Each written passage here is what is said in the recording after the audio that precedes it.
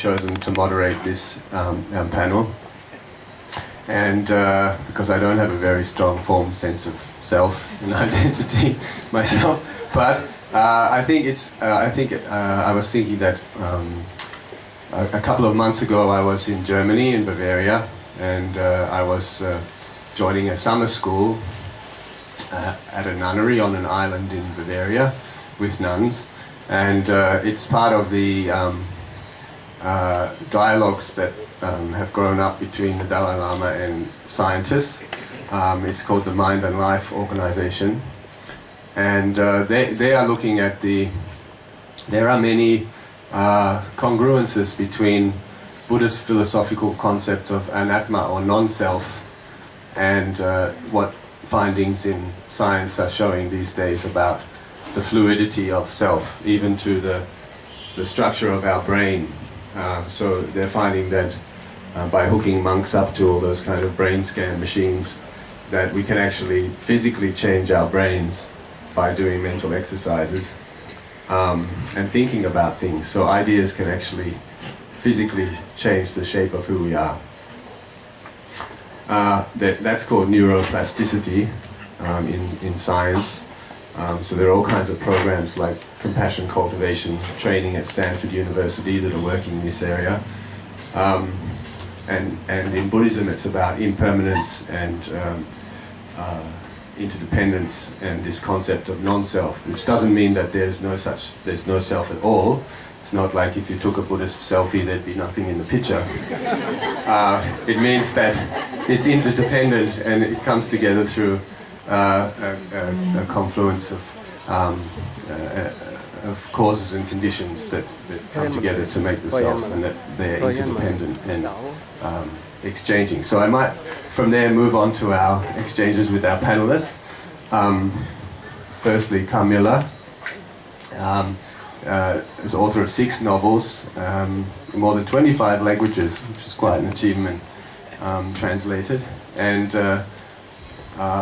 shortlisted for the Orange Prize for Fiction, one of Granta's best young British novelists, but grew up in Pakistan and also studied in America. Amanda, the youngest winner of the Singapore Literature Prize, and also shortlisted for the Frank O'Connor Prize. And Chile, you won the European Prize for Literature. And Arung has a very interesting story, who's in our anthology. Not Warung. I've had breakfast.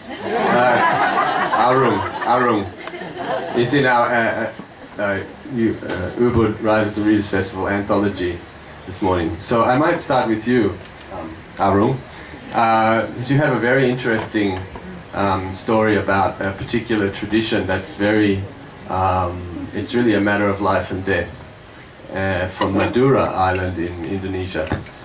And it's a tradition that's very hard to change and something that you feel passionately about. Good morning, everybody. Speaking about identity and who am I will see from my perspective of local genius. Where I come from Madura Island, there are 2 critical notes of mine. The first point, why identity become important for Madurese people? The reality is they don't know about their identity. For example, Carok tradition. One-to-one man feud using jewelry, a traditional sword with the shapeless crescent moon. There is the feud will continue for 7 generations. The fact identity is not just a cultural heritage of Madurese people, but it was adopted from the colonialists. But the Madurese are so proud of this custom, even though its meaning has changed. Even for a minor thing, 2 men fight with each other to the death. I think this idiotic tradition. We Madurese call it Carok. I think the Maduras are afraid of losing their identity. Although I think this is stupid traditional. Of course, I need to do more research on this who know it has truth and authenticity, but maybe not. The second point that I want to say planting the cassavas, sweet potato in our yard, chatting in our backyard rivers, now become far away from us. This is our true identity of us. Who I am, who they are, whom we are. We are our brothers. Identity belong together, but identity change to be the power, glory. We became so far away from such other, so that we lose our true identity. Who are the real Maduris people? Several scholars like Imran, Wiyata, and even a Dutchman named Ionge have done extensive research on the Maduris, but did not dare to confront this tradition of stupidity. Yeah, the question is, can we find other scholars who want to spend time to look at the stupidity with the Maduris think is their identity self? Okay, thank you.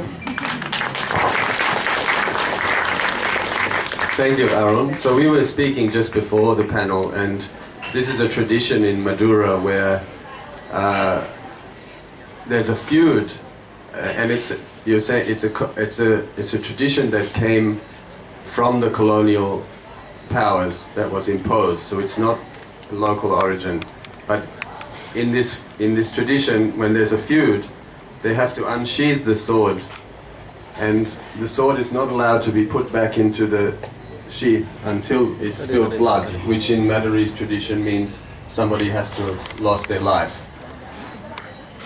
And it goes on, this cycle of violence and vengeance, and goes on for seven generations. So it really takes a toll on the community, and it's very hard to change.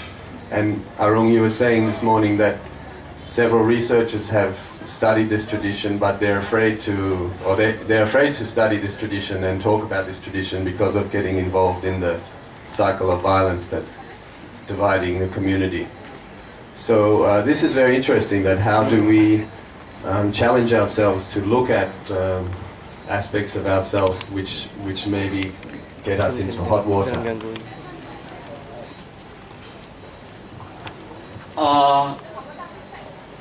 Saya sebagai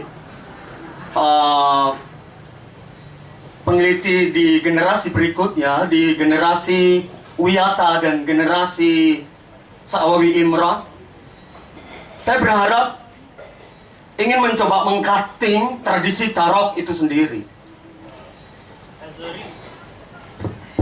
As a researcher in Wiyata, I have the expectation to actually cut the cycle of violence and the cycle of this carok.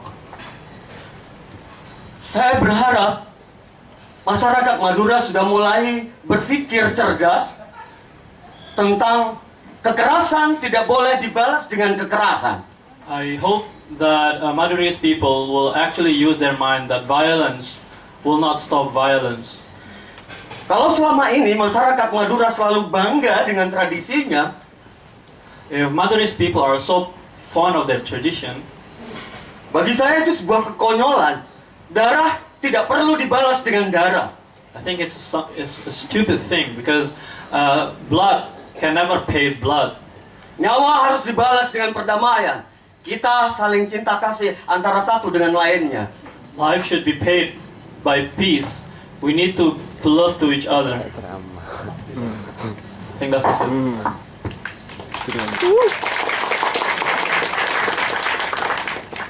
Thank you, Arung. So this is a tradition in Madura that's